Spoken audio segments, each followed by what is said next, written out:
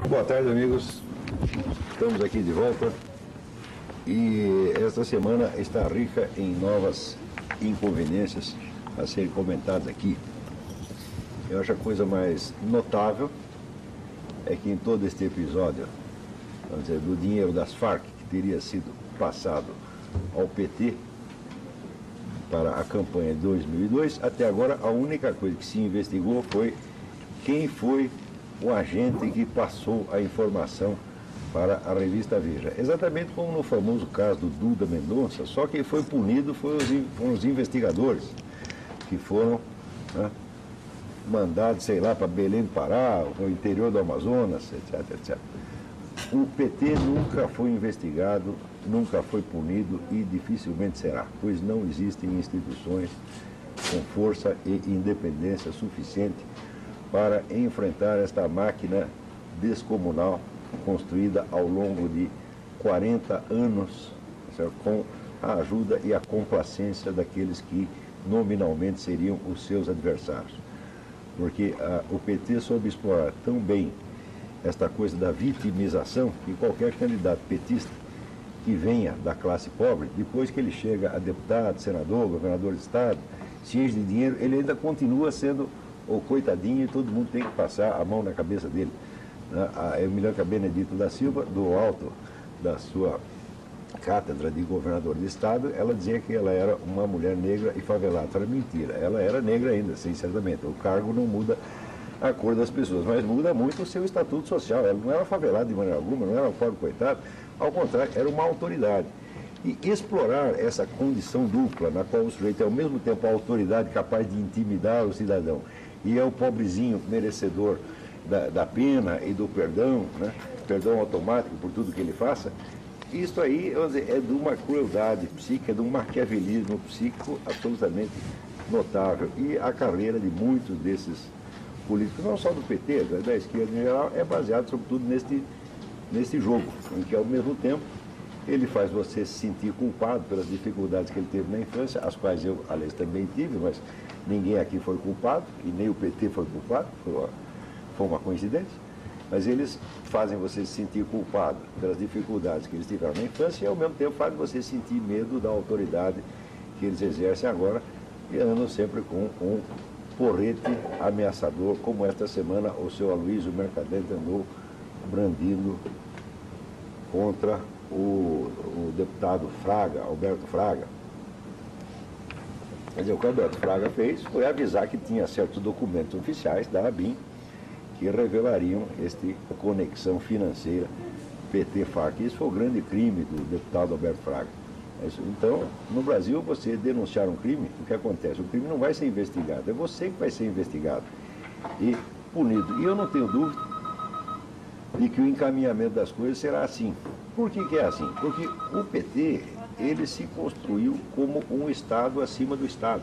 Ele é um partido revolucionário, partido gramsciano. Quem não estudou as obras de Antônio Gramsci jamais vai entender o que é o PT. O PT é um partido revolucionário construído para operar a transição indolor para o socialismo, e para fazer isso é necessário que primeiro ele esteja dentro do Estado, ocupe todos os espaços possíveis dentro do Estado, mas jamais cedendo à tentação de se submeter às mesmas leis e às mesmas normas éticas que ele cobra dos outros. Isso quer dizer que as leis e as normas passam a ser, vamos dizer, uma simples algema com a qual o PT ata as mãos de seus adversários, mas às quais ele jamais se submete. Então, inclusive este episódio do dinheiro das Farc, eu acho muito estranho que só agora se tenha levantado a lebre da conexão PT-FARC, porque apareceu uma história de 5 milhões de dólares que teriam sido passados por baixo do pano.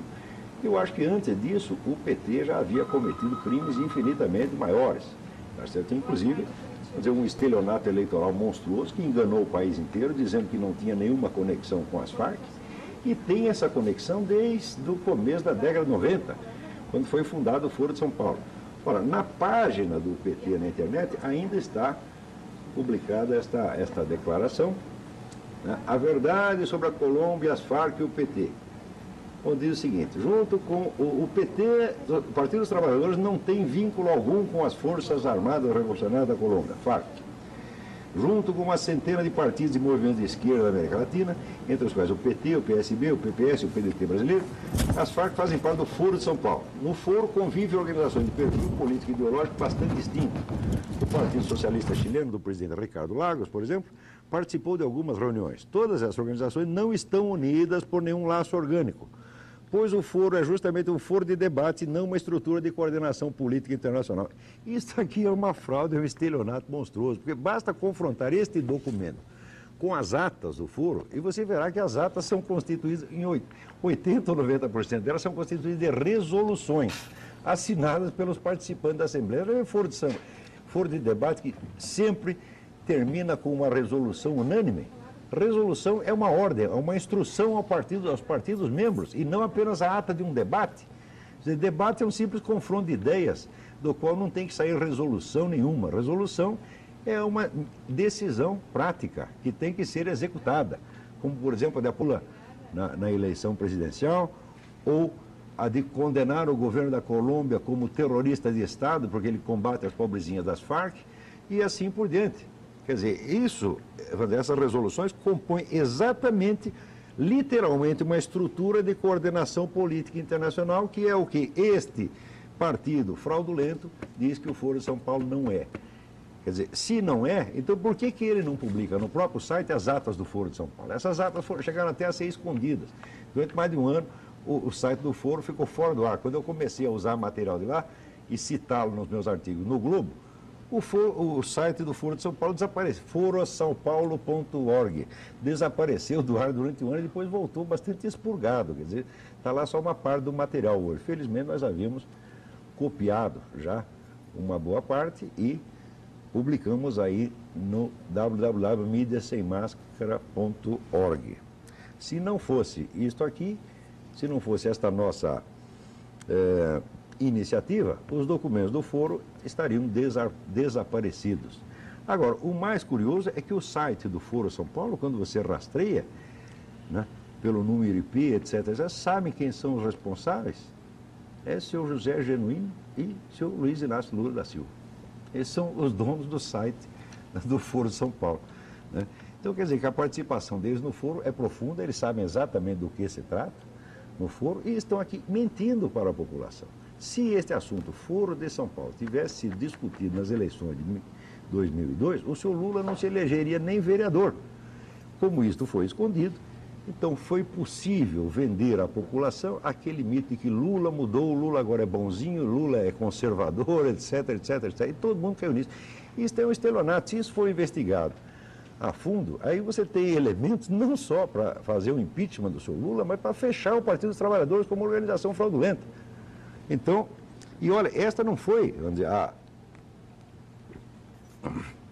única ocultação, quer dizer, as 6 testemunhas do processo Celso Daniel que foram mortas, tá certo? Ainda não se sabe quem matou, parece que morreu tudo por coincidência, combinaram de morrer assim, a poucos dias de distância, só, né, para boicotar o processo, né? Então, esse partido vem usando desse procedimento de ocultação aí faz muito tempo. Muito bem, e hoje vou deixar vocês a maior parte do programa aqui com o nosso guru, José Munir, porque ainda estou me recuperando de uma gripe terrível e não estou em condição de ficar aqui muito tempo. Mas se tiver ainda alguma pergunta da semana passada, vamos aqui para você, né, Olavo? Através da internet, o João Alberto mandou a sua pergunta.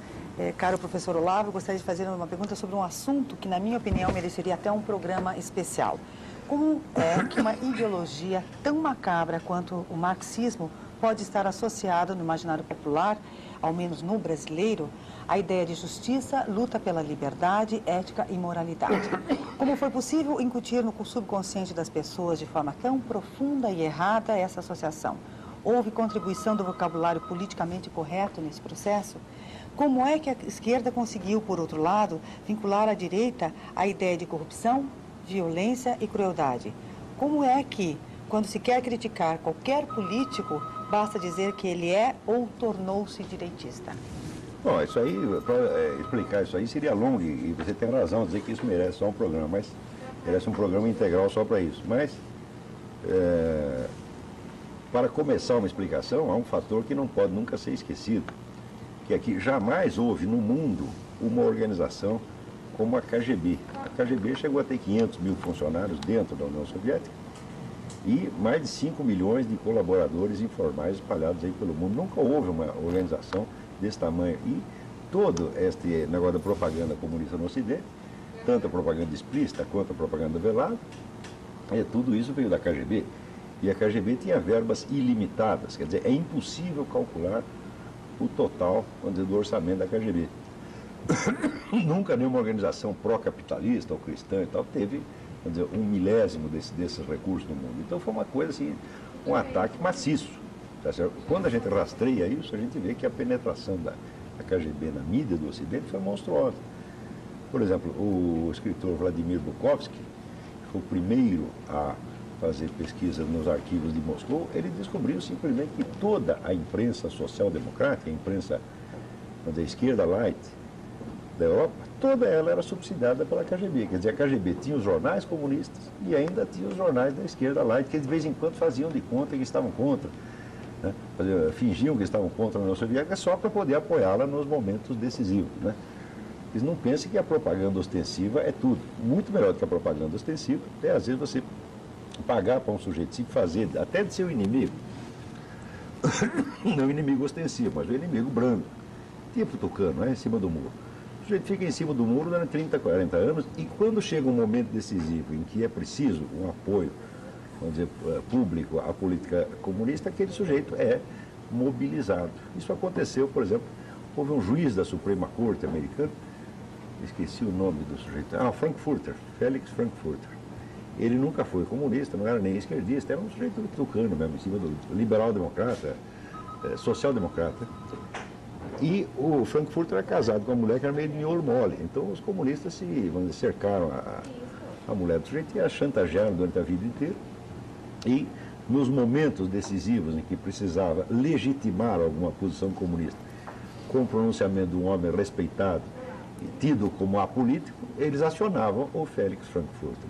Isto apareceu depois que se abriu os arquivos de Moscou. Para você ter também ideia de até que ponto eles controlavam a vida das pessoas, havia na Europa um escritor famoso que era chamado André Gide. André Gide era homossexual e depois que se abriu os arquivos de Moscou, se viu a lista dos moleques que saíram com ele, uma boa parte foi plantada lá pela KGB para chantagear o homem. Só que no caso do André Gide não funcionou, ele nunca aceitou ser chantageado, era um homem, o André Gide era meio maluco, mas era honesto, então a chantagem não funcionou. Em outros casos, o próprio escritor americano Sinclair Lewis, eles chegaram a tramar o casamento do Sinclair Lewis, botaram uma mulher da KGB para casar com o sujeito. Então, quer dizer, a penetração desta entidade no Ocidente é uma coisa monstruosa, descomunal, como aqui mesmo no Brasil. Aqui foi a KGB que montou a operação que levou a nossa mídia a acreditar que os Estados Unidos, a CIA, armou o golpe de 64. A CIA e o FBI eles forjaram uma série de cartas, espalharam para a mídia em abril de 64 e todo mundo acreditou. Até hoje isso aí circula como se fosse coisa líquida e certa. Mesmo depois que o autor da operação, que foi o agente tcheco Ladislav Bittman, confessou que foi ele e a equipe dele que fizeram tudo. Quer dizer, não adianta o criminoso confessar, tá, né?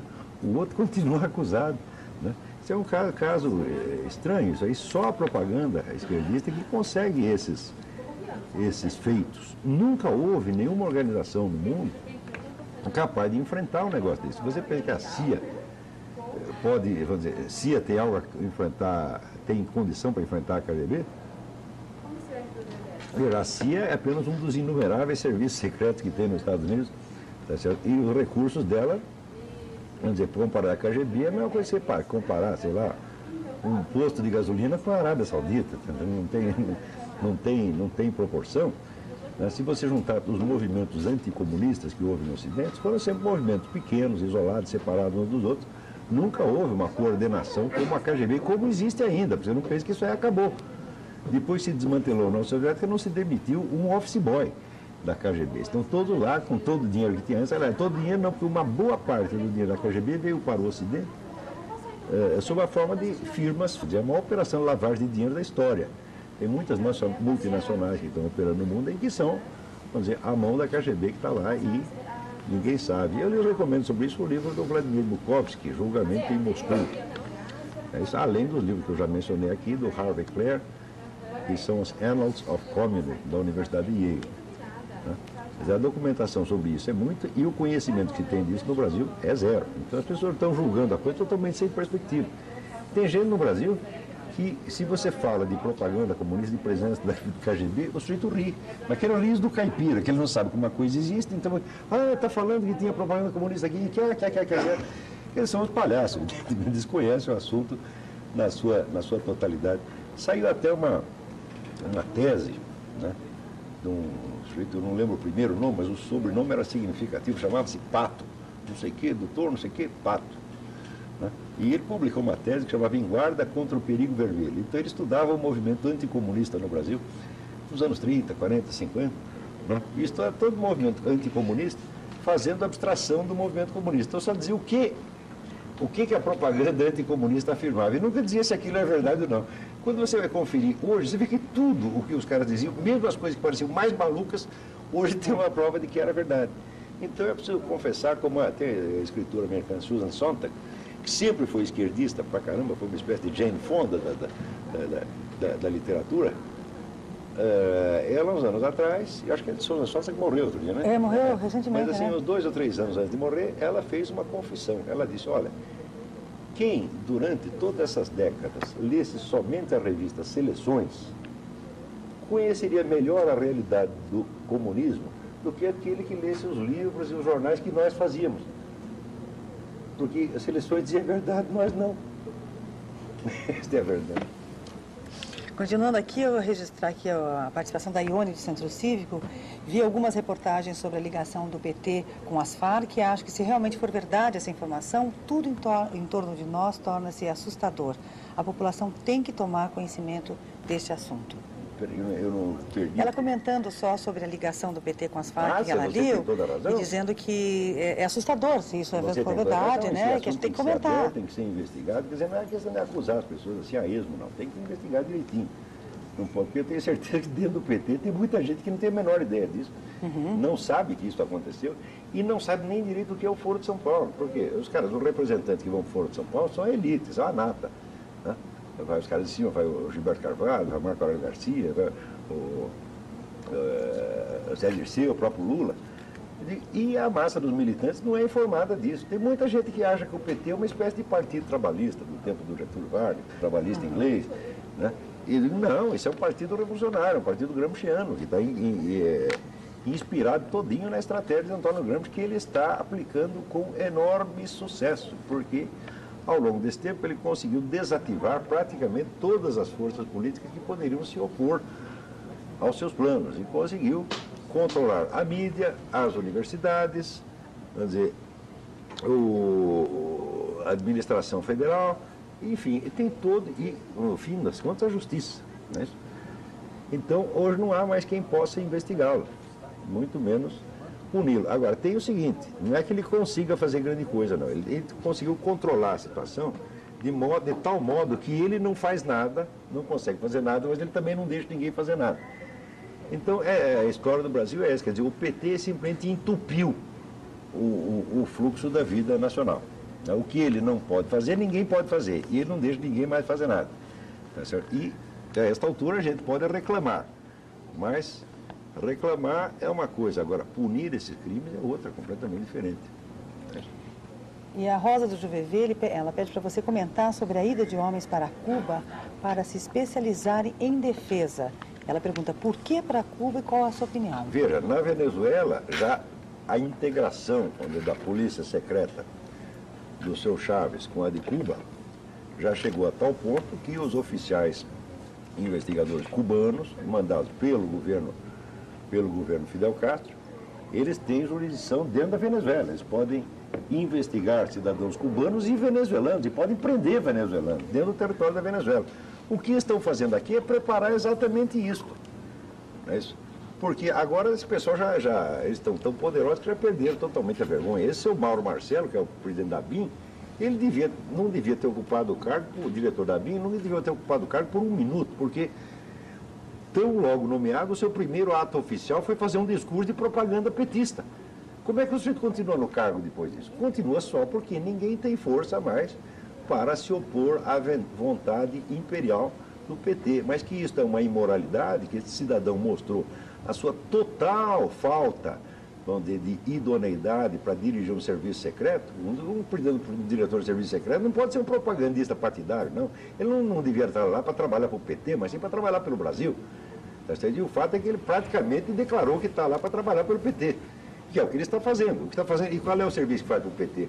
Esconder documentos, esconder indícios e provas de possíveis crimes petistas. É o que o sujeito está fazendo. No momento, toda a investigação que está sendo empreendida é só para esconder a coisa mais um pouco, não é para revelar, não. É só para descobrir quem foi que vazou, para tampar o vazamento. Daí ninguém mais quer saber de nada. Agora, eles dominaram de tal maneira a imprensa que quando saiu a denúncia da revista Veja, o restante da mídia calou, ficou quieto na mesma semana. Ora, quando era no tempo do Collor, uma conversa ouvida por um motorista foi suficiente para abrir uma CPI. E agora, o que o governo alega contra a denúncia da Veja? Ah, a Veja não provou. Eu digo, não cabe a Veja provar. Quem prova ou desprova é a justiça. Ao jornalista cabe, no máximo, revelar um indício, divulgar um indício, sabendo que é um indício. A mídia não tem autoridade para condenar ninguém. Tá certo? Muito menos para provar o que quer que seja. Ela pode dar um indício até bem fundamentado, como o Veja deu. Agora, no tempo do Collor não precisou indício nenhum, nem antes, nem durante, nem depois. Por quê? Surgiu o tal do Heriberto, que foi plantado lá para ouvir essa conversa, surgiu a suspeita contra o Collor, daí houve aquele forrobodó todo do impeachment, depois a justiça continuou com o processo e se provou que não havia prova alguma. Isso é sentença da justiça, não havia prova alguma contra o Collor, nem depois dele ser punido. Agora, aqui para abrir uma CPI, estão exigindo que a Veja já deu a prova inteira. Quer dizer, é claro que é 2 pesos, 2 medidas, mas eles sabem que é.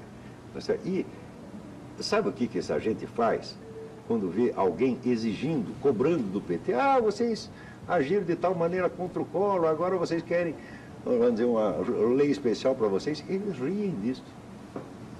Porque eles acham que isso aí é a ética burguesa, é a moral burguesa, que acredita na igualdade dos direitos e deveres. Tá certo? Para o revolucionário, a moral burguesa é ridícula. Então eles riem disso aí. Quer dizer, esse pessoal está enganando a nação inteira e estão rindo de nós.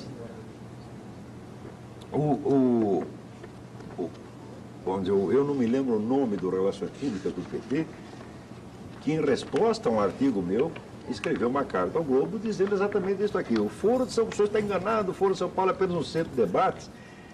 E eu, no artigo seguinte, eu o refutei, mostrando todas as resoluções que havia lá, nas atas do foro, e mostrando que ele estava mentindo. Eu ficou quieto e nunca mais amolou. Tá certo? Mas a mentira continua estampada na página do PT. Ora, também ninguém jamais perguntou ao seu Lula o que ele quis dizer com aquela famosa frase do discurso de posse, em que ele diz que foi eleito com a ajuda não só de brasileiros, mas de latino-americanos em geral. Quem são esses latino-americanos?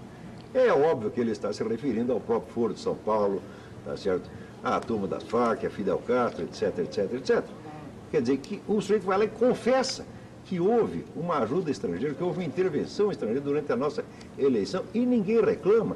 Quer dizer, esse partido realmente ele se coroou com direitos muito especiais que nenhum partido jamais teve. No entanto, isso não é a extensão do Partido Revolucionário, é exatamente esta: entrar no Estado para sugá-lo, derrubá-lo, debilitá-lo e transformar-se ele no próprio Estado. Isto já está acontecendo no Brasil. E todo mundo deixou acontecer. Empresariado, justiça, a mídia, todo mundo achou bonitinho, porque os petistas eram os pobrezinhos que tinham vindo, né, tinham vindo de baixo, coitadinho, mereciam todo o apoio. E olha aí, ó, eles subiram na vida e nós todos estamos descendo. E quanto mais sobem, mais ambiciosos se tornam. Agora mesmo estava vendo esse negócio que quantos ele contratou aí, para aqui. 114.158 funcionários. Ao custo de vida. Ao custo de 1 bilhão e 600 milhões por ano. Isso aí é uma brincadeira. Devo ver um cálculo também que, quer dizer, o gabinete do Lula, ele custa mais do que a Casa Real da Inglaterra. Quer dizer, e ainda estão torrando dinheiro. Quer dizer, nós somos pobrezinhos, nós viemos de origem humilde. E ainda vai lá um monte de banqueiro passar a mão na cabeça do coitadinho. Quer dizer, isso é tudo cinismo tão louco, assim, que eu observo tudo isso e falo, bom, aqui virou hospício mesmo e parece que não vai retornar à normalidade. O povo brasileiro está perdendo a capacidade de julgar as coisas, perdendo o senso das proporções. Então eu vejo que nas discussões públicas as pessoas só fazem comparações descabidas, não sabem o que dá para comparar com o quê. Entendeu? É aquele tipo de raciocínio, aquela lógica de criança, lógica de menino, que chega para o pai e diz, pô, mas se você fuma cigarro, por que você não me deixa fumar maconha? Entendeu? Quer dizer, ele não sabe distinguir alhos de bugalhos, isso é uma confusão mental. Agora, esta confusão mental foi implantada pela mídia. A mentira, você enlouquece as pessoas. Você não pode viver, vamos dizer assim, a mídia inteira oculta uma coisa como o Foro de São Paulo durante 15 anos. Não é possível que a mentalidade do país continue funcionando normalmente. Quer dizer, você começa, vamos dizer, a patinar, a escorregar, né? E a sua inteligência começa a falhar. E o Brasil está dando um sinal de debilidade mental o tempo todo. Aqui tudo dá errado, ninguém sabe fazer coisa nenhuma. Agora, quando você tiver uma situação de confusão tenebrosa, no qual parece que existe até macumba, às vezes não é macumba, não, às vezes a macumba chama-se mentira. Esta é a macumba mais eficiente que existe e enlouquece todo mundo. Olha, nós temos algumas outras participações aqui de nossos ouvintes. A Ana Lúcia Damarante, pela internet também, ela diz o seguinte: meus caros, estou adorando a coragem de vocês.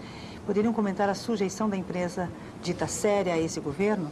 Dizem que o BNDES soltou 4 bilhões para a Globo, Bandeirantes, etc. É verdade? Mas esse negócio e falando, não é de hoje. só complementando, falando em BNDES, o que acho que o nome Barbudo falou, vai ficar por isso mesmo? Vai sim, vai sempre isso mesmo. Ninguém vai fazer nada contra isso. Por quê? Porque não há mais forças políticas organizadas capazes de se opor a isso, nem instituições independentes o suficiente para punir esta gente. Essa coisa se tornou demasiado poderosa. Só se organizar alguma coisa a partir de agora, mas até agora não existe, não. Agora, não pense que esta corrupção vem de hoje. Em 1993, o presidente da CUT, numa entrevista ao Jornal do Brasil, ele admitiu que a CUT havia 800 jornalistas na folha de pagamento da CUT. Isto foi, até aquela época, eu creio que a maior compra de consciências da história do jornalismo universal e da história da safadeza universal. Quer dizer, como é que pode um órgão político ter 800 jornalistas a seu serviço? 800 é mais do que tem na redação de qualquer jornal, grande jornal brasileiro. Dá para fazer 800 jornalistas, dá para fazer a Folha, o Estadão e o Globo juntos. Tá certo? E eles têm tudo na mão. Isso sem contar os que estão na folha de pagamento do PT, dos outros partidos de esquerda, do Foro de São Paulo, etc, etc. Ou seja, tem tudo. E, além de ter tudo, ainda tem a Arquidiocese de São Paulo, tem toda esta, quer dizer, praticamente toda a igreja brasileira. A igreja no Brasil se tornou um órgão do PT e nada mais. Não há uma religião nenhuma. Quer dizer, a igreja no Brasil, não pensem que a igreja católica que tem no Brasil é a mesma que tem no restante do mundo. Então, não, já é um negócio diferente. Quer dizer, para chegar a um cisma, só falta dar o nome cisma, porque ela já procede como uma igreja cismática mesmo. Quer dizer, uma igreja totalmente, vamos dizer, cúmplice do comunismo, tá certo? E que está aí para servir a qualquer partido esquerdista que suba ao poder. Tem as ONGs internacionais, sobretudo americanas, Fundação Ford, Fundação Rockefeller, Fundação MacArthur, tem o dinheiro da comunidade europeia, e, em suma, é uma coisa descomunal.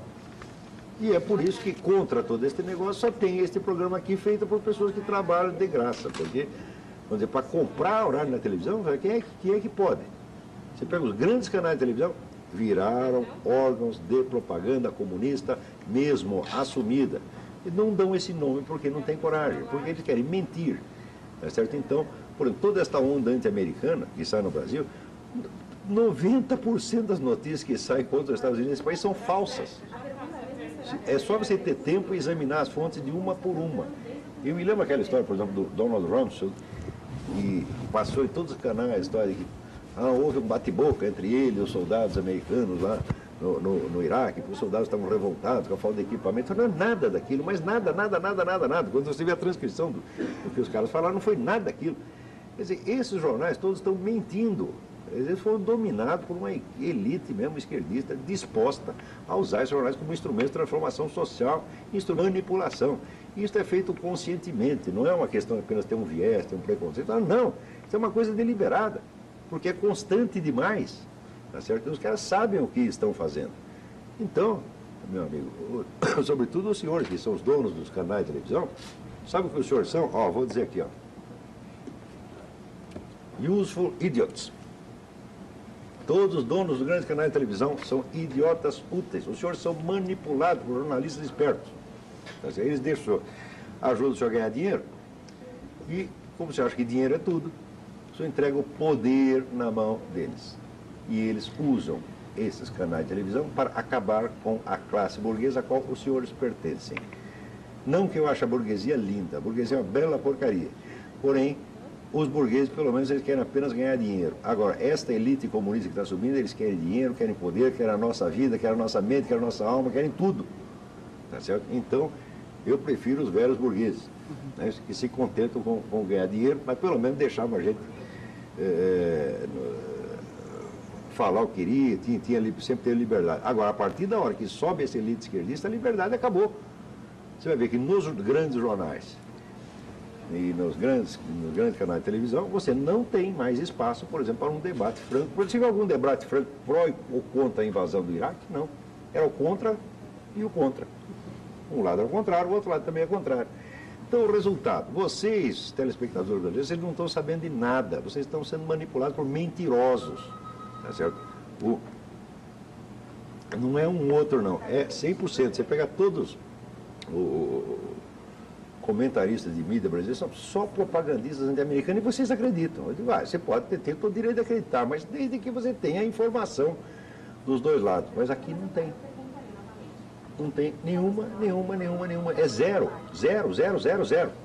Por exemplo, esta semana teve uma manifestação em Taiwan, 1 milhão de pessoas na rua, tá certo? Contra a nova lei chinesa que reduz a ilha a um estado de sujeição oficial. Saiu em algum jornal brasileiro? Quer dizer, a China, já com a marinha chinesa toda ali em volta, vota uma lei na qual, se Taiwan proclamar a independência, vai ter invasão imediatamente. O pessoal da ilha protesta, sai na rua, aqui não sai uma palavra. Vocês estão entendendo? A classe dos jornalistas que está fazendo isso é uma classe de empulhadores comunistas. Tá certo? Alguns com todo o controle da situação, outros colaborando por medo, outros por falta de vergonha na cara, outros por oportunismo e outros simplesmente por comodismo, para não ter que brigar com os colegas. Porque eu sei o ódio que os meus colegas jornalistas têm das coisas que eu estou falando. Esse ódio não vai durar para sempre, porque eles não têm força de caráter para odiar por mais do que alguns anos. Depois eles mesmo esquecem. Né? Mas eu sei, né, tanta hostilidade que tem. Basta você dar uma notícia que eles não querem, e eles jamais te perdoam. Quer dizer, não é que eles não querem que você diga, não, eles não querem que você pense, eles não aceitam que exista alguém que sabe algo que eles não querem que saiba. Quer dizer, é uma coisa de uma tirania mental fora do comum. Então, é isso que nós estamos vivendo, e é justamente por causa disso que surge esse programa. O próprio programa é um sintoma de uma situação anormal. Porque é um programa feito somente por voluntários, que não ganham nada com isso. Tá certo? Então, nós estamos cumprindo o nosso dever, evidentemente. Mas tem gente que está ganhando aí 20 mil, 30 mil, 40 mil, 70 mil, tem salário desse tipo na mídia. Tá certo? Para enganar você. Inclusive o Cacá Camargo, ele por e-mail, ele fala que ele é Carlos Renato Camargo, Cacá Camargo, ele tem 25 anos, é presidente estadual da Juventude do Partido Progressista e vice-nacional. Ele diz que é um grande admirador do trabalho de vocês, obrigado. Assiste todos os programas, e ele diz assim, representa a maior juventude partidária do país, sempre aparece muito na imprensa, e ele diz assim que, inclusive, deve se lembrar de mim, porque nas últimas eleições ele peitei, diz ele, meu partido, que declarou apoio ao PT no segundo turno aqui em São Paulo. Mas é mesmo, Então, ainda bem que existem jovens honrados como você que são capazes Daí ele fala assim, de botar a boca no trombone. Ele é um anti-esquerdista, sou um anti-esquerdista, não estou à vontade em meu partido por participar do governo Lula.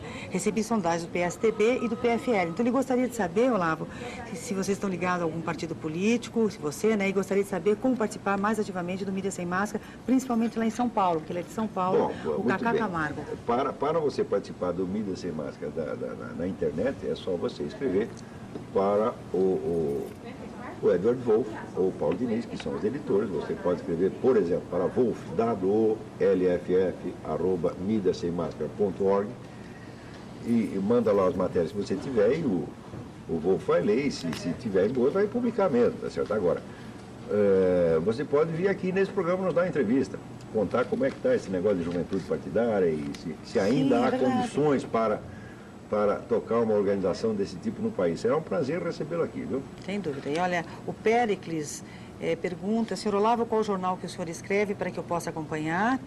E gostaria de confirmar, pelo que eu entendi do que o senhor está falando, o Lula vai continuar no poder para sempre? O Lula é eterno, meu amigo. Tá certo? Ele tem Deus, assim, e logo um pouquinho, né, 2 centímetros abaixo, tem Lula. Você não percebeu ainda, pô? Lula é eterno, imortal, imutável e intangível. Tá certo? Agora, os jornais que é o seguinte, eu escrevo um artigo semanal no Globo, do Rio de Janeiro, um artigo mensal na Folha de São Paulo, um artigo quinzenal na 0 Hora de Porto Alegre, e de vez em quando escrevo alguns artigos nas revistas Bravo e Primeira Leitura, mas esses não têm periodicidade, escrevo quando me dá na cabeça. E depois o Olavo... Agora, todos esses acabam depois de ser publicados, esperam alguns dias, depois eu ponho todos no meu site www.olavodecarvalho.org e ou no Mídia Sem Máscara, www.mediasemmascara.org. A gente sempre deixa aí também o endereço, né? Note bem, tudo isso aqui é tudo feito de graça, tá entendendo? Ninguém está ganhando dinheiro nenhum com isso, não tem patrocinador, nós pagamos do nosso próprio bolso. E o Valdir lá de São Paulo, ele fala a mesma coisa, ele também pergunta se você acha que o Lula vai ficar mais 4 anos após a reeleição. Aí o Olavo já respondeu, olha, mas não são mais 4 pelo jeito, né? A oposição está desmantelada, a única oposição que sobrou é o PSDB, mas o PSDB ainda tem uma parte de rabo preso com essa gente. Por exemplo, o PT, quando acusaram o PT de ter vínculo com as Farc, o site do PT respondeu, mas os primeiros deputados brasileiros que fizeram contato com a Farc foi na época o Arthur Virgílio, que agora é senador, né? É senador Arthur Virgílio? Agora, o atual senador Arthur Virgílio e um outro que era do PSDB. Porque, veja, PSDB e PT tinham toda ali uma interface, tá entendendo? São partidos surgindo da mesma origem. Eles vão se diferenciando com o tempo. Mas a raiz é comum e tem uma imensa área de contaminação. Então, é fácil, vamos dizer, você fingir uma oposição entre os dois, se bem que haja gente no PSDB que faz oposição autêntica, tá certo? E criar uma situação meio nebulosa, tá certo? Você não sabe se são amigos ou inimigos, e eles também não sabem direito. Quando convém, são amigos, quando convém, são inimigos. Isso não é oposição de verdade. A verdadeira oposição tem que ser oposição doutrinária, onde você é contra a concepção que o outro tem do Estado, que tem da sociedade, etc, etc. Você tem outra concepção. Isso no Brasil está praticamente proibido. Proibido em parte por quê? Por causa da repressão ideológica petista e por causa da inépcia dos próprios partidos. Não é isso? Bom, agora eu acho que eu vou levantar. Não vai dar para ser respondido. Nem essa aqui, só essa aqui dali, do Portão. Vamos. A Veja conseguiu satanizar um movimento digno como o MST. Será que a revista Veja vai conseguir derrubar o Lula, como vem tentando desde o primeiro dia do governo? Satanizar o MST, o que quer dizer? Acusa o MST de invadir fazendas, tocar fogo em tudo, tá certo? Ser o maior latifundiário do país e não produzir nada. Isso não é satanizar, isso é fato. Eu não li todas as matérias da Veja e também não sou nenhum fã da Veja, tá certo? Mas o que é certo. Quer dizer, qualquer proprietário rural que tivesse uma extensão de terra como o MST, tá certo? E tivesse a produção do MST, tá certo? A terra seria tomada dele para passar para o governo, para passar a produzir. E do MST não se exige nada, o MST está aí faz mais de 2 décadas. Tá certo? Quer dizer, tem terras, tem recursos, não é isso? Tem empréstimo do governo, tem financiamento, e qual é a produção? Nada. Tá certo? Então, esse é um movimento puramente predatório, é um movimento político que só quer poder. Tá certo? E ele só não invadiu ainda as 24 mil fazendas porque não tem mão de obra para invadir. Tá certo? Senão, nós já estaríamos passando fome. Agora, chegaram à conclusão que o agronegócio é o grande inimigo, bom, o agronegócio, nós todos estamos vivendo do agronegócio. Se invadir, acabou a comida, meu filho. E vai fazer isso, porque você sabe que para partidos revolucionários, a miséria, a crise, não fazem mal nenhum, ao contrário, nos ajudam.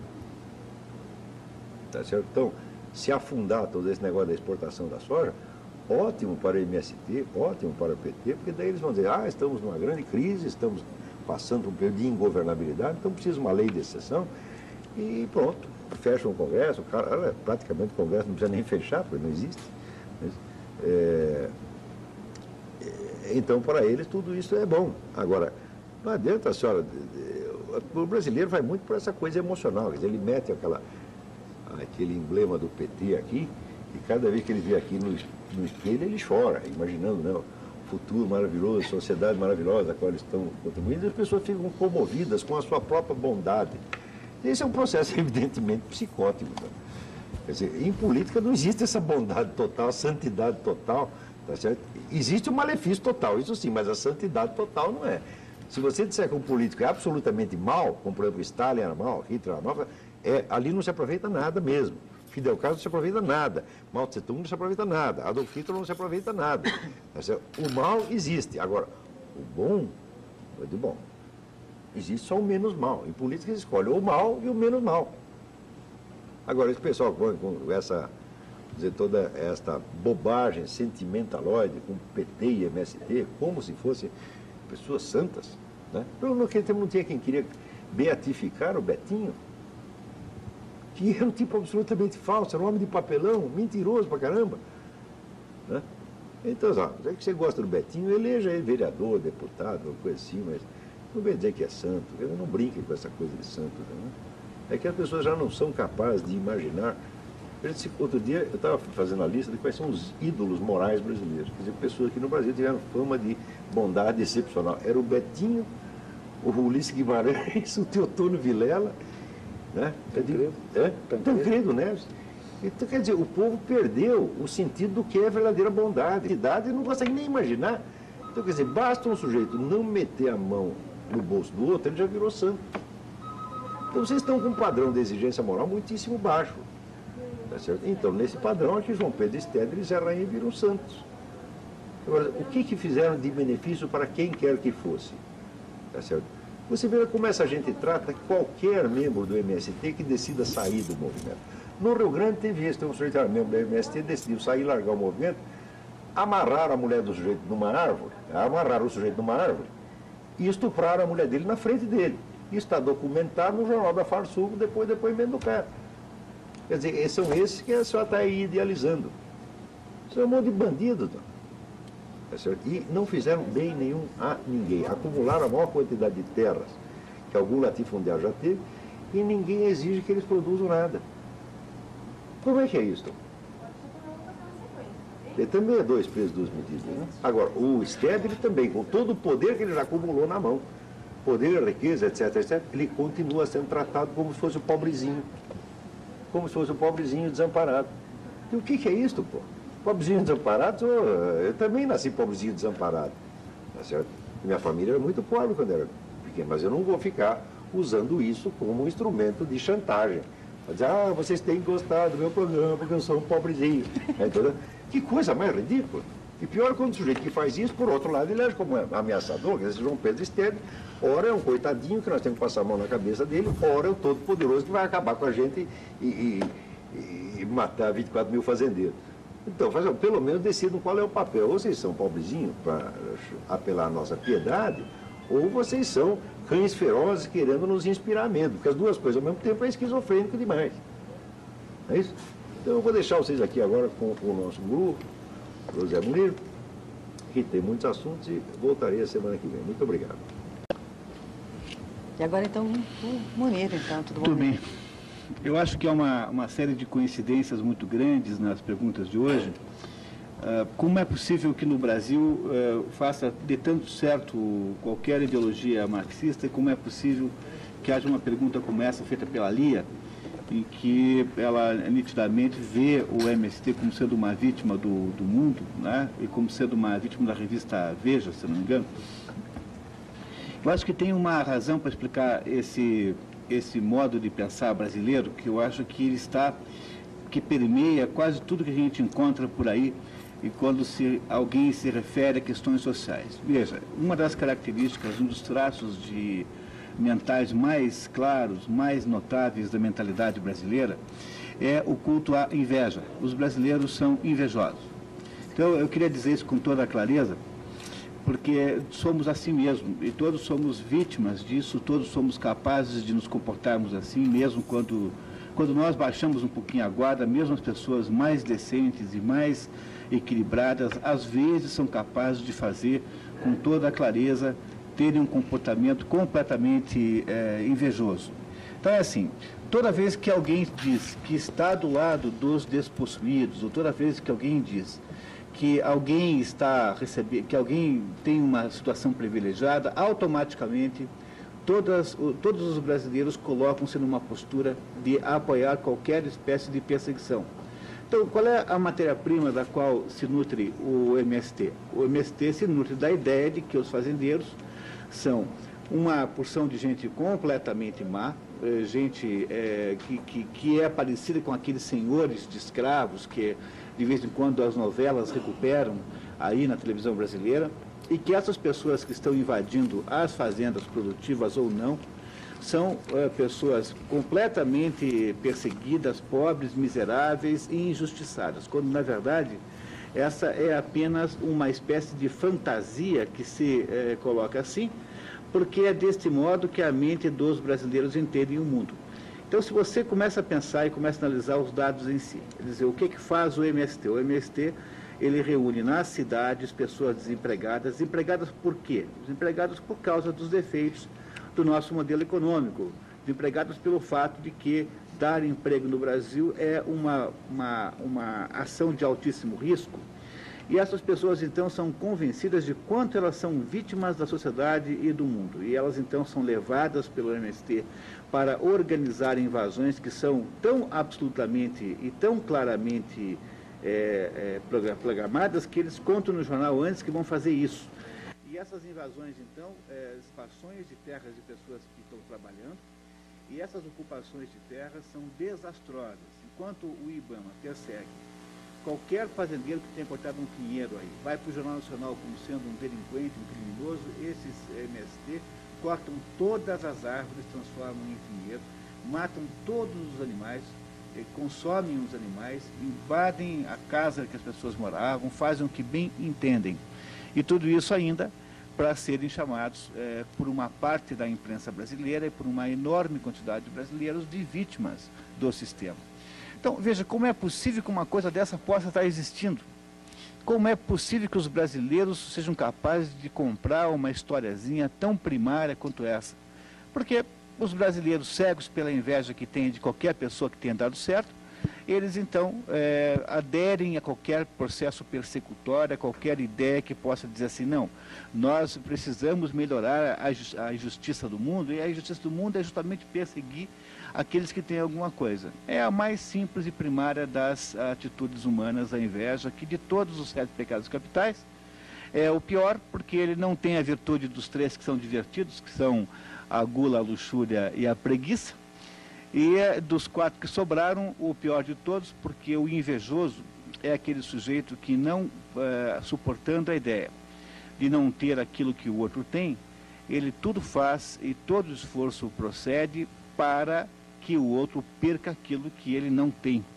Ou seja, o invejoso é basicamente um destrutivo. E no Brasil a inveja é o tempo todo presente, e ela é fundamentalmente aquilo que nós vimos quando a gente, por exemplo, vê essas leis como taxação sobre grandes justiças, agora há uma nova ideia de se impossibilitar a herança, ou seja, a herança só funciona por usufruto, só pode herdar aquilo que você pode usar e não mais do que isso, o resto passa para o governo. É uma ideia nova, já vai começar a aumentar em importância.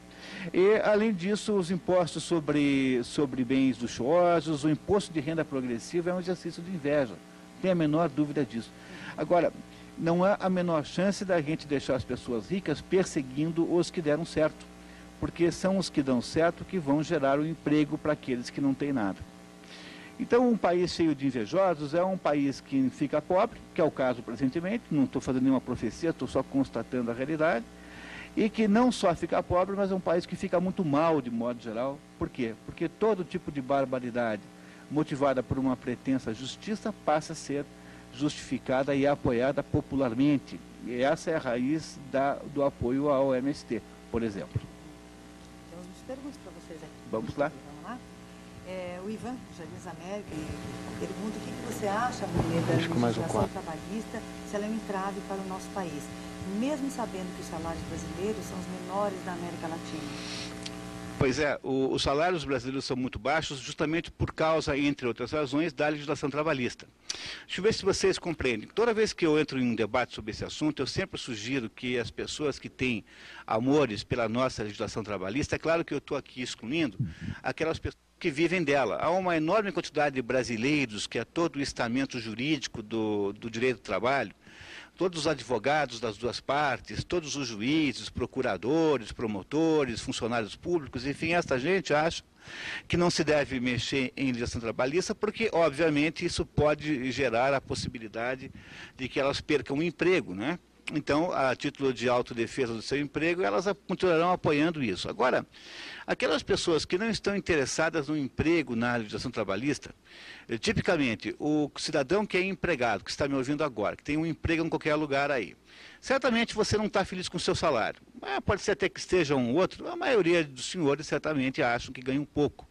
Mas por que vocês ganham pouco? Vocês ganham pouco porque as organizações, em geral, precisam criar uma espécie de seguro contra a legislação trabalhista que consiste fundamentalmente numa redução da remuneração média. Então, você não percebe isso porque todos os empregadores fazem igual, porque estão todos eles sujeitos à mesma legislação. Quer dizer, se a legislação trabalhista não existisse na atual forma, se ela fosse diminuída a uma infinidade do que ela é, ou melhor, se fosse, como eu sempre tenho sugerido, se só se pudesse reclamar na justiça os últimos 3 meses e nada mais do que isso, ou seja, se houvesse uma possibilidade de tirar a legislação de cima dos patrões, as pressões para aumento de salário teriam sucesso rapidamente, ou seja, o Brasil aumentaria muito a renda de cada um, na medida em que fosse possível se livrar desta espada de Damocles que para o tempo todo sobre a cabeça de quem dá emprego. Ou seja, dar emprego no Brasil é uma atividade mais ou menos socialmente vista como sendo uma atividade criminosa. Bom, depois que você passou todos esses anos, desde o tempo de Getúlio Vargas. Getúlio Vargas assumiu o governo em 1930. De lá para cá, a partir de 40 e alguma coisa, você tem isso que nós chamamos de legislação trabalhista. Se depois de 60, 70 anos de criminalização de quem dá emprego, seria uma coisa muito assustadora e muito estranha que houvesse emprego farto, fosse fácil contratar uma pessoa, mas justamente acontece ao contrário, porque você já fez a pedagogia para o empresário deixar de ser burro. Então uma coisa josa que possa existir hoje na vida de uma empresa é tentar se livrar das pessoas. Quanto mais máquina tiver, melhor. Quanto menor for a sua dependência de pessoas, é melhor, porque você não sabe qual será o comportamento induzido pelo ambiente anti-empresarial que essas pessoas terão. Então, essa é a razão pela qual no Brasil ter um emprego é mau negócio. Você não ganha dinheiro tendo um emprego, porque o emprego no Brasil é um ato criminoso, criminalizado por quem? Pela esquerda, pelos intelectuais que são absolutamente contrários ao mundo empresarial e que conseguiram sucesso. Muito bem, na medida em que nós fomos criminalizando mais ainda, e agora só falta virem dizer que não tem emprego porque os empresários são os egoístas, não é isso? Quer dizer, agora o próximo argumento é assim, olha só, não tem emprego, o governo fez tudo o que podia para arrumar emprego. Mas não tem emprego por quê? Porque os empresários são maus. Então nós vamos obrigá-los agora a fazer qualquer coisa, como baixar o tempo da jornada de trabalho sem redução de emprego, ou vamos obrigar as empresas a terem uma quantidade X ou Y de funcionários de acordo com o seu faturamento, ou tentar fazer o que tentando fazer agora na tentativa de consertar esta medida provisória 232, que aumenta aí o imposto de renda das pessoas jurídicas prestadoras de serviço, dizendo o seguinte, que aquelas que tiverem X% do faturamento correspondente à folha de pagamento, essas não serão penalizadas. Olha, quer dizer, é pior, muito pior a emenda do que o soneto, porque no fundo, o que o governo está querendo fazer é obrigar as empresas a se colocarem numa postura de absoluta subserviência a um funcionáriozinho do Ministério do Trabalho, por exemplo, que está profundamente convicto de que a empresa é uma entidade usurpadora de direitos, uma atividade delinquente. Com esse grau de desconfiança, esse grau absurdo de distorção da verdade, o Brasil nunca vai ser um lugar que tenha bons empregos. Essa que é a realidade nua e crua. Vamos continuar discutindo todos os anos, como sendo o mais importante problema nacional, se o salário mínimo é 310 ou 295. Vocês não acham uma coisa ridícula um país desse dar tanta atenção a uma coisa como o salário mínimo? É o cúmulo de preocupação com coisas minúsculas. E por que isso é assim? Por quê? Porque nós não conseguimos deixar as pessoas que querem fazer trabalhar. O mundo administrativo, o mundo legislativo, o mundo governamental é apenas um amontoado de obstáculos e de impedimentos, empecilhos para que nada aconteça. E é assim que nós conseguimos ter uma economia que é 5% da economia americana. Também não sei se vocês se deram conta disso, mas a brasileira, o Brasil tem a mesma área continental dos Estados Unidos. É um pouquinho mais novo, tem um pouco menos de população. Eles devem ter alguma coisa como 50% a mais de população. No entanto, o PIB dos Estados Unidos é 20 vezes maior do que o nosso. Vocês não acham isso uma coisa surpreendente e extraordinária? Como é possível um país tão criativo como nós, com gente tão capaz de trabalhar, todo mundo trabalha aqui e se esforça? Como é possível que a gente não consiga ganhar dinheiro com a nossa criatividade e inteligência? E a razão pela qual nós não ganhamos dinheiro com criatividade e inteligência é que nós não temos a capacidade de aceitar a realidade de que um mérito é mais importante do que o favor, de que a sua competência, o seu talento deve ser mais bem remunerado do que as pessoas que você conhece, porque nós achamos todos, no fundo, que o Estado deveria nos sustentar. E como nós não vamos nunca encontrar no Estado uma fórmula que gere riqueza e prosperidade, nós seremos uma sociedade que continuaremos invejando aqueles que deram certo. Como a nossa fórmula não funciona, nós ficaremos colocando a culpa naqueles que estão funcionando.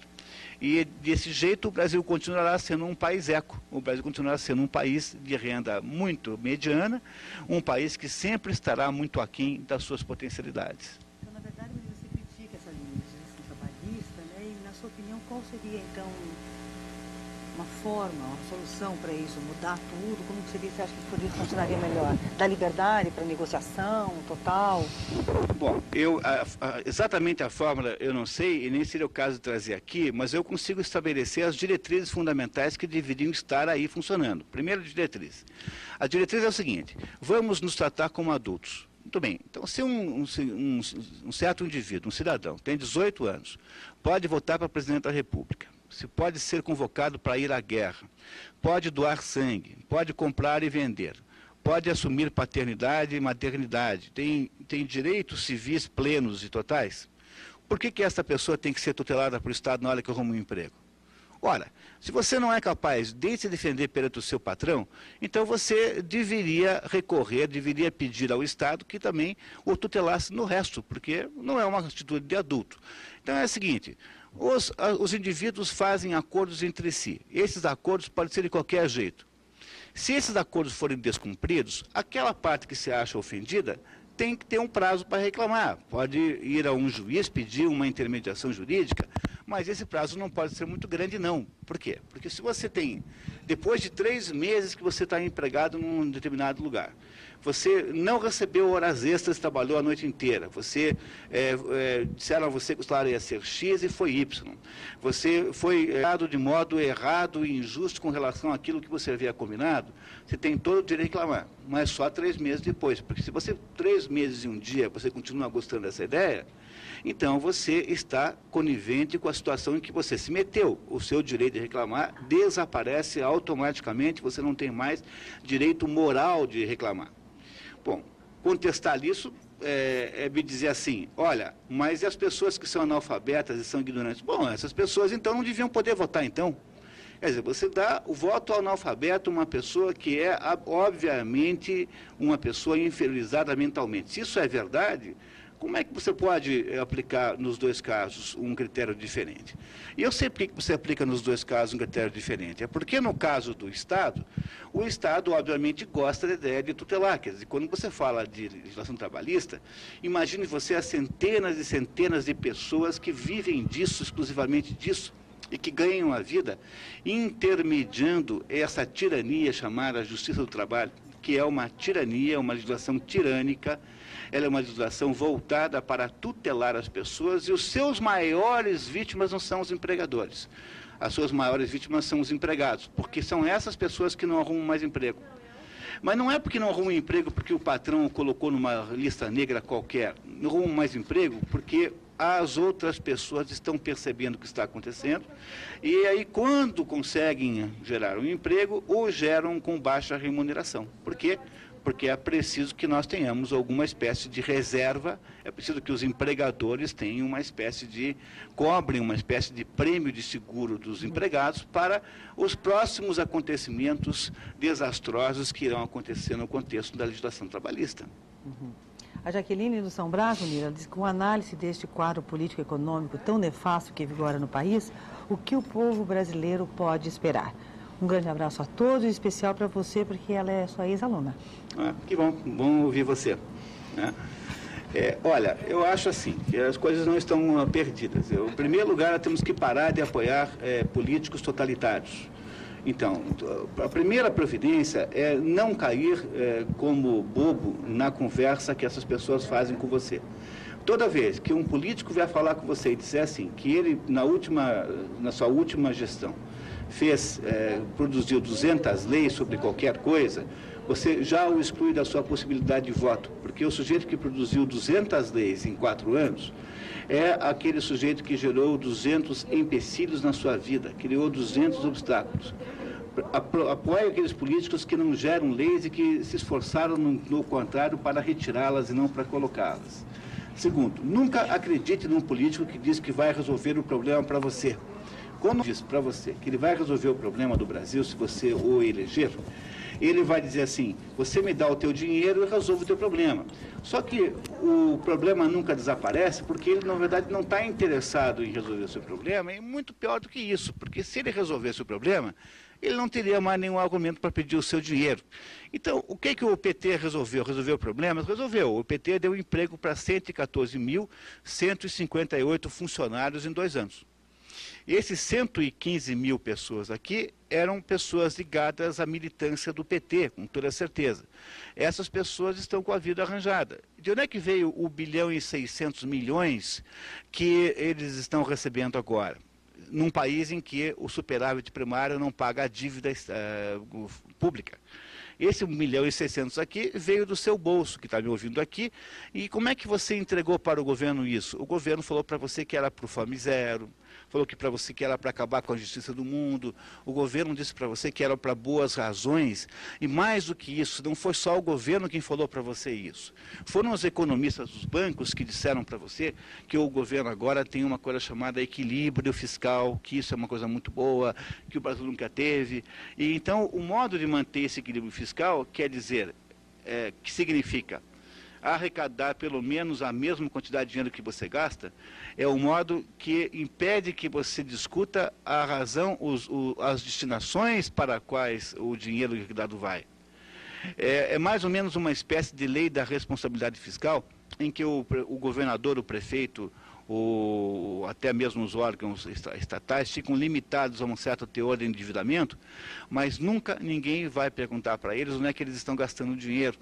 E na medida em que esse endividamento parece que vai ultrapassar os limites, a melhor e mais fácil maneira de lidar com isso é aumentar os impostos. Portanto, a lei de responsabilidade fiscal, no fundo, é apenas uma justificativa moral para que os impostos cresçam e cresçam. Então, é preciso que a gente, em primeiro lugar, que nós nos resguardemos com essa conversa. Não dá para a gente resolver todos os problemas do mundo, mas é preciso, em primeiro lugar, dizer não de modo assintoso a todos os políticos ligados a projetos de esquerda. Se todos são ligados a projetos de esquerda, escolha aquele que parece estar menos à esquerda. Escolha aquele que tem um potencial menor de se imiscuir na sua vida pessoal. Aquele que tenha, provavelmente, a cara menos humana.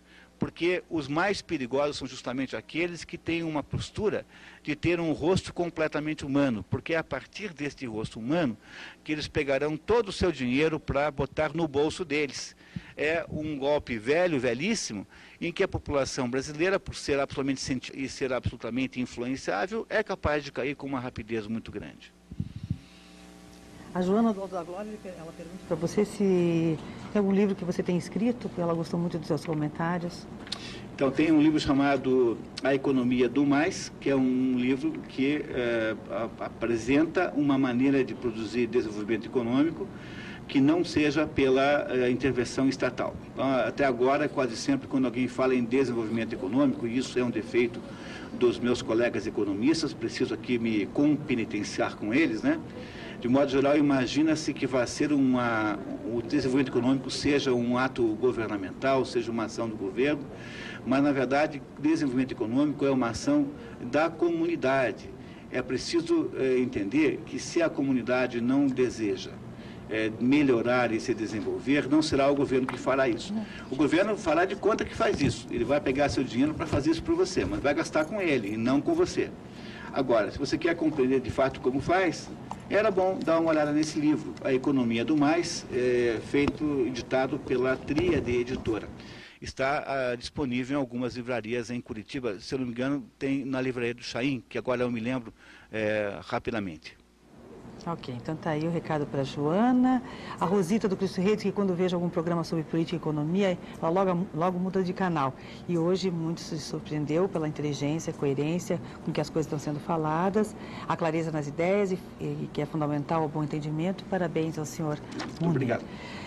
O Jonas, senhor Munir, muitos aspectos que foram comentados por você, ele está de acordo com a verdade, né? Estão de acordo com a verdade. Contudo, é importante salientar que muito dessas mazelas que o país possui não aconteceram hoje, vem de décadas. O Brasil pode não ter apresentado um crescimento extraordinário, mas se compararmos a épocas passadas, estamos galgando pontos extremamente positivos. Você concorda com isso? Olha, Jonas,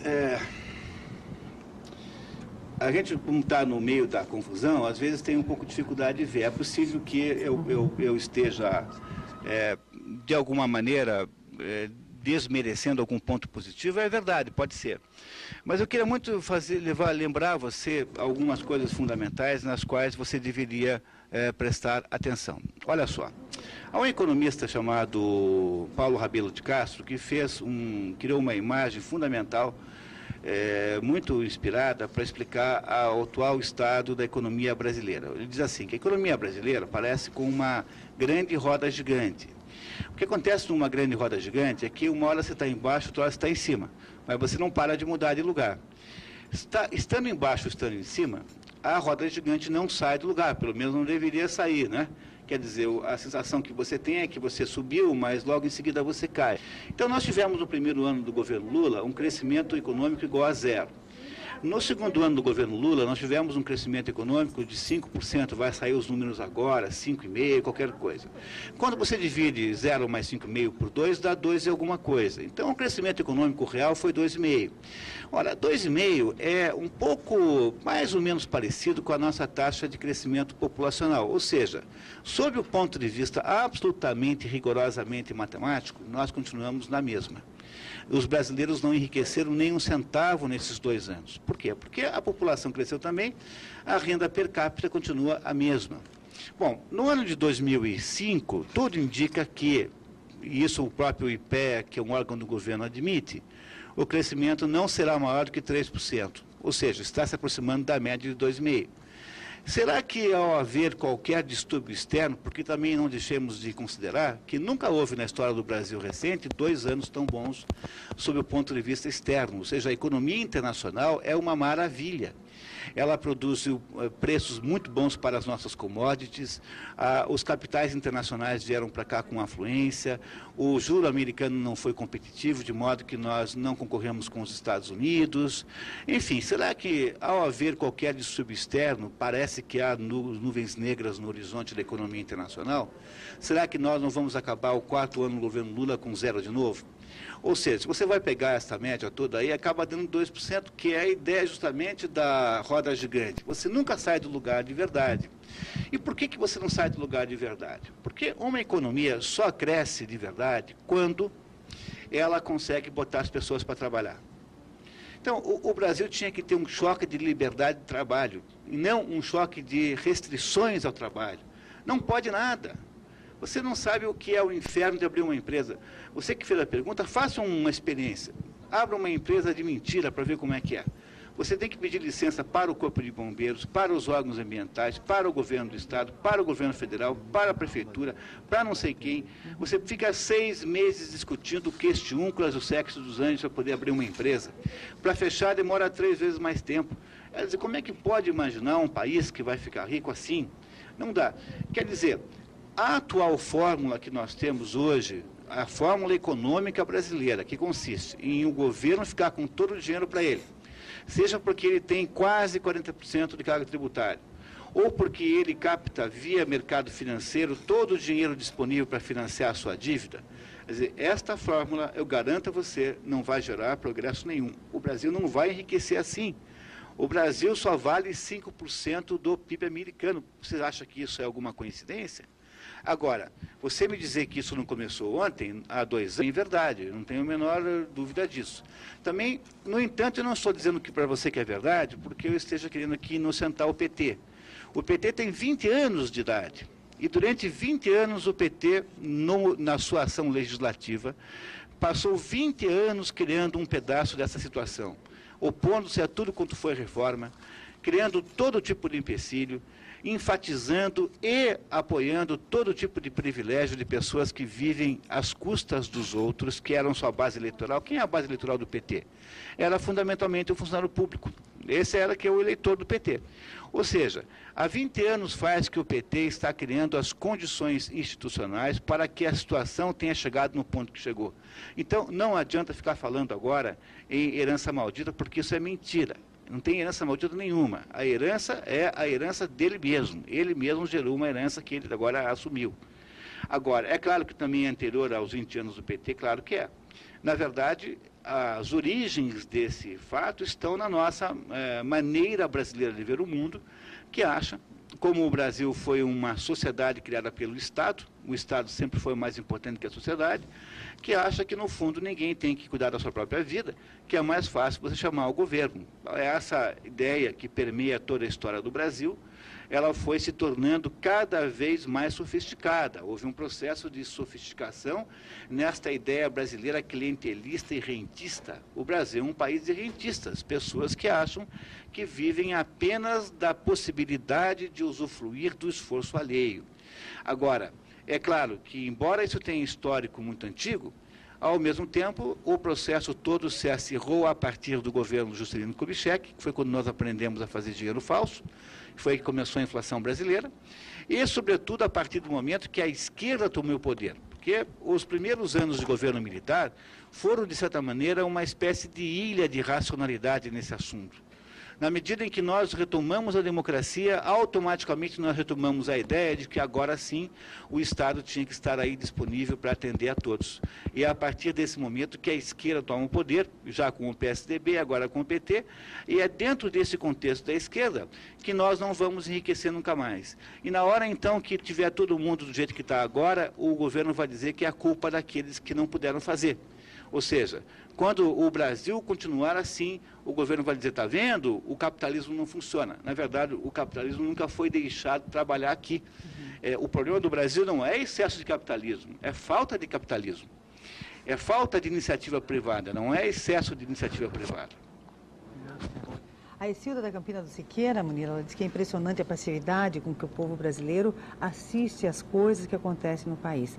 Ela pergunta o seguinte, será que eu com 64 anos vou ter que bater panelas na rua para para acordar o povo? Pois é, a senhora podia começar, né? Talvez as pessoas criem um pouco de vergonha e fazem como a senhora, né? Que nós somos, de fato, passivos, somos.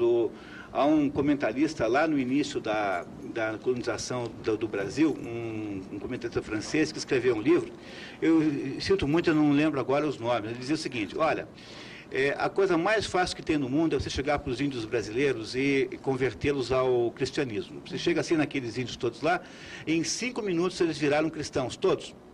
Eles não têm a menor resistência à catequese. No entanto, 10 minutos depois que você os converteu, eles já se tornaram tudo que eram antes, esqueceram completamente que tinham virado cristãos.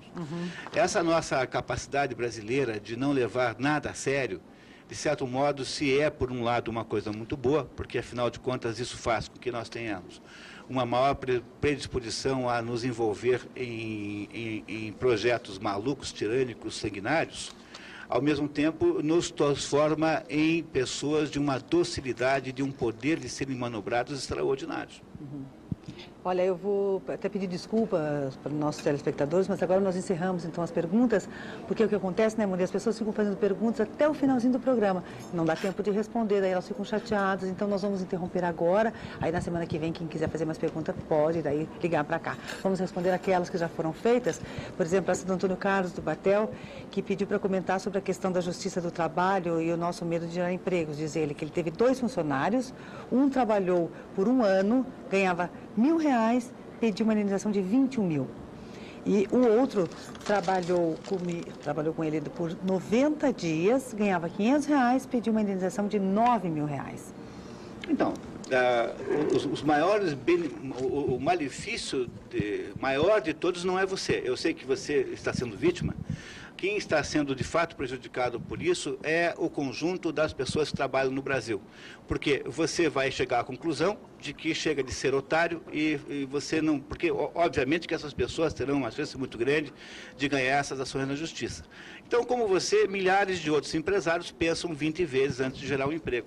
E será assim cada vez pior. Quer dizer, eu não sei qual é a inteligência de um sistema cujo objetivo final é destruir o emprego que as pessoas têm. Porque como é possível que nós sejamos capazes de não dizer uma palavra com relação a isso? Esse assunto da justiça do trabalho é escandaloso. Não é alguma coisa que tem que ser remendada ou que precisa ser melhorada. Não é alguma coisa que com um pouco de reforma melhora. É alguma coisa que nós temos que jogar tudo no lixo e começar do zero. Porém, o Brasil não entende porque as pessoas aqui não fazem ligação entre causa e efeito. Então, as pessoas não entendem que esses salários ridículos que elas ganham acontece por causa do apoio que elas dão a um sistema absolutamente tirânico de perseguição de quem gera emprego. Qual é o sentido que tem de você perseguir quem gera emprego?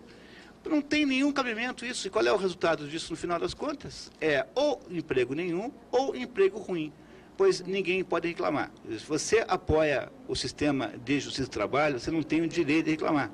Agora, se você não apoia, comece a contar para os outros isso. Vamos ver se a gente consegue fazer alguma coisa nesse país para gerar um impedimento institucional para alguma barbaridade institucionalizada estatal como essa. Então, eu acho que você tem toda a razão, sinto muito, mas você ainda, ironicamente, não é a maior vítima. A maior vítima são esses outros fulanos aí, outras pessoas como essas que pediram essas indenizações e que não vão ter outra chance de conseguir porque não vão arrumar outro emprego. E o Alexandre do Centro, eu gostaria de saber se existe alguma forma jurídica de se opor ao aumento do salário dos políticos. Não, tem fórmula, eu não sei, não sou advogado. No entanto, eu sei por intuição e por experiência de vida que mais importante que qualquer fórmula jurídica é a fórmula política. Então, politicamente é possível se opor. Tanto é que a primeira tentativa que foi feita pelo novo presidente da Câmara foi obstada politicamente, não juridicamente. Ao contrário, né? Para que houvesse o aumento por via jurídica, ele teve até a assessoria do presidente Jobim, do Supremo, que queria, por todo modo, conseguir que isso acontecesse de um jeito ou de outro. Eu, pessoalmente, não tenho lá muita implicância com isso, não. Eu acho que o problema maior, o maior malefício que essas pessoas fazem, não é ganhar bom salário. Se eles tivessem dobrado o salário, não que eu acho que isso fosse uma coisa boa, mas eu acho que esse dos malefícios é o menor, porque o maior malefício de todos não é eles ganharem salários exorbitantes. podem ser injustos, mas eles não acabam com o país. O pior é eles ganharem salários exorbitantes, ou qualquer salário que fosse, e ficarem apoiando todo tipo de medida totalitária, persecutória e tirânica no país. O malefício que eles fazem não é ganhar mais ou ganhar bem. Se ele ganhar bem, fica quietinho lá, então não fazendo nada para prejudicar a gente, né? Eu não entrar no mérito do salário, porque eu acho isso completamente secundário. O problema, o malefício que essa gente faz é topar assinar qualquer coisa por um pedaço de orçamento, por um dinheirinho aqui ou um dinheirinho lá. Quer dizer, a maneira como no Brasil se assinam as leis, como se fazem as leis aqui, é uma coisa absurda. As pessoas assinam qualquer coisa. Nesse momento, daqui a 24 horas em Brasília, essa gente vai estar assinando qualquer barbaridade, contanto que tenha sido bem negociado com eles. Eles não têm a menor preocupação sobre qual é o impacto que isso tem na vida de quem está nos ouvindo, das pessoas que trabalham, por exemplo. Então, o Brasil é uma fábrica de leis absurdas, e é por essa razão que as leis não pegam. E graças a Deus que não pegam, porque se pegassem, o Brasil seria completamente inviável. As leis não pegam quando elas não correspondem à estrutura da realidade, ou seja, quando elas não refletem uma possibilidade da existência humana. Então elas não pegam. Metade do Código de Trânsito não pega, porque é absurdo. Vocês imaginem, por exemplo, que há uma regra no Código de Trânsito que uma colheitadeira para passar do lado esquerdo da rodovia para o lado direito tem que ser colocada sobre um caminhão, atravessar a rodovia, que são 20 metros, sei lá, 15 metros, e de ser descarregada do outro lado. Vocês conseguem imaginar uma coisa dessa? Quer dizer, será que alguma pessoa que está me ouvindo, que já viu um pé de couve real no mundo, porque se você nunca viu na sua vida um pé de couve e o seu filho tem medo de galinha, você é um sujeito urbano que não tem ideia de que é a vida real no mundo real. Agora, qualquer pessoa que tenha um mínimo de experiência do mundo real, verdadeiro, que viu já uma plantação de alguma coisa, que botou a mão numa plantinha de soja, qualquer pessoa sabe que uma regra como essa da colheitadeira é impraticável. É por isso que as leis não pegam. Elas não pegam porque elas não são feitas de acordo com as possibilidades de existência da existência humana. Elas são delírios de políticos enlouquecidos. Esses delírios aí são pagos todos por nós. Por quê? Porque nós não temos um poder nenhum, absolutamente nenhum, de cuidarmos da nossa própria vida. Fomos nós que pedimos que eles façam isso. O Ocimar de Santa Felicidade, Munir, ele me pede para explicar por que, sendo o Brasil autossuficiente em relação aos combustíveis, né, 95%, tem a gasolina tão cara? Porque metade é imposto. Metade do que você paga na gasolina, para não ser justo, 46%, se eu não me engano, é imposto. Então, se não houvesse imposto nenhum sobre a gasolina, se ele fosse menor, você pagaria cerca de metade do que você paga. Por isso. Agora, eu imagino que nessa pergunta esteja aí implícita uma preocupação com o fato de que nós cobramos do consumidor de gasolina aqui, ou de derivados de petróleo em geral, o preço da gasolina internacional, ou seja, o preço do petróleo, que a Petrobras contabiliza como custo, é o preço internacional do petróleo, não é o custo efetivo de pesquisa, extração e refino. E isso é assim porque o petróleo é aquilo que os economistas chamam de commodity. Commodity é uma coisa comum, commodity significa isso, uma coisa que ocorre comumente. Então os produtos comoditizados, eles são apressados de um mesmo modo sobre todo o planeta. Pela mesma razão pela qual a Petrobras considera o preço do petróleo o preço internacional, nós também consideramos o preço da soja, por isso aqui também o internacional. Disso não há o que reclamar. Agora, a mereção é imposto. Essa é a razão pela qual você paga muito pela gasolina que você põe no seu carro. E o Moacir do Parolim, ele pergunta por que a mídia, a grande imprensa, ao fazer pesquisa econômica, pergunta aos grandes banqueiros como anda a economia. A tendência dos grandes bancos não é puxar a sardinha para o lado deles? É claro. É aquilo que eu digo, tem dois tipos de economista na praça hoje, o economista de banco e o economista de governo. O economista do governo é aquele economista, foi ato falho, é aquele economista que pretende apoiar as decisões totalitárias do governo.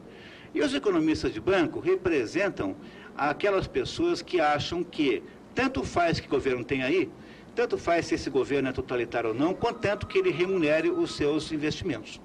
Então, os banqueiros olham para o governo da maneira mais cínica possível. Para eles, tanto faz. Aliás, o capitalismo é assim. O capitalismo não tem nenhuma preocupação com o sistema político em que ele está inserido. O capitalismo funciona em qualquer sistema político, porque o capitalismo não é um sistema político. O capitalismo é um sistema econômico. Então, tem capitalismo quando tem comunismo ferrenho, só que ele vira mercado negro.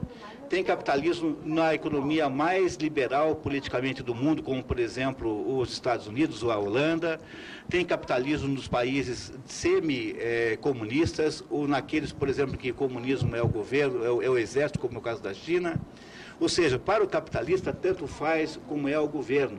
O que os capitalistas querem só é receber a remuneração pelo seu dinheiro. E é por isso que eles são inocentes úteis, porque os governos já aprenderam, os piores e mais totalitários governos aprenderam, que se você der ao capitalista o dinheiro que ele quer, ele dá a você todo o apoio que ele precisa para construir o socialismo. Então, é claro que quando os jornais perguntam só para os banqueiros ou para os seus economistas como vai ao Brasil, é claro que todo mundo acha ótimo, né? Então, você passa o dia inteiro ouvindo a CBN, professor. A CBN é um órgão que entrevista o tempo todo economistas de bancos.